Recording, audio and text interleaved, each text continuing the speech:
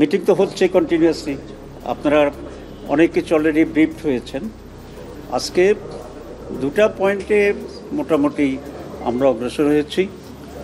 এর মাঝে হচ্ছে রাষ্ট্রপতি নির্বাচনের বিষয়টিতে যে ওপিনিয়নটা most of the parties agree করেছে, ইনক্লুডিং বাংলাদেশ জামাত ইসলামী, সেটা হচ্ছে যে upper house, lower house member এবং এটাকে কনস্টিটিউন্সিকে প্রেসিডেন্টের যে কনস্টিটিউন্সি মানে ইলেকট্রাল কলেজ সেটা আরেকটু এক্সটেন্ডেড করা।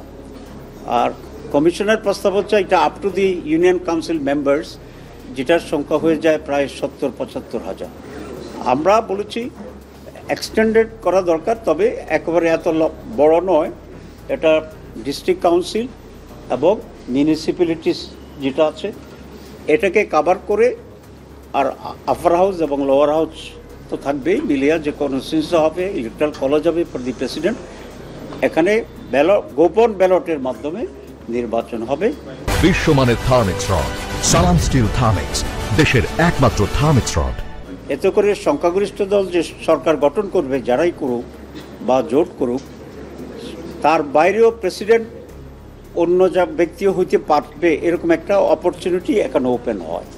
যদিও মেজরিটি দলের পক্ষ থেকে প্রেসিডেন্ট হওয়ার সম্ভাবনা বেশি থাকে, কিন্তু অল্টারনেটিভ হওয়ার একটা স্কোপ এবং অপরচুনিটি, দো ইট ইজ ভেরি ন্যারো, তারপরে এটা একটা প্রভিশন থাকে। সেই জন্য আমরা এটা এখানে বলেছি। 2 নম্বর যেটা, সেটা হচ্ছে আমরা প্রধানমন্ত্রীর মেয়াদের ব্যাপারে সেখানেও অনেকটাই মেজরিটি পিপল, মেজরিটি অর্গানাইজেশনগুলো আমরা একমত হয়েছি যে কোনো প্রধানমন্ত্রী 2 মেয়াদের বেশি প্রধানমন্ত্রী হিসেবে দায়িত্ব পালন করতে পারবেন না। কোনো দল ইনক্লুডিং বিএনপি তারা এটার সাথে পুরোপুরি একমত হননি। তারা এটা বলেছেন যে 2 মেয়াদ, তারপরে ড্রপ, তারপরে আবার হইতে পারবে। তো এখানে একটা স্লাইট ডিফারেন্স আমাদের মাঝে হয়েছে, কিন্তু মেজরিটি বিশ্বাস করে যে 2 মেয়াদেই হতে পারবে, এরপর আর হতে পারবে না। জামাত ইসলামী 2 মেয়াদেই হতে পারবে এবং এরপরে আর প্রধানমন্ত্রী এক ব্যক্তি হতে পারবেন না। এই ব্যাপারে আমরা একমত পোষণ করেছি।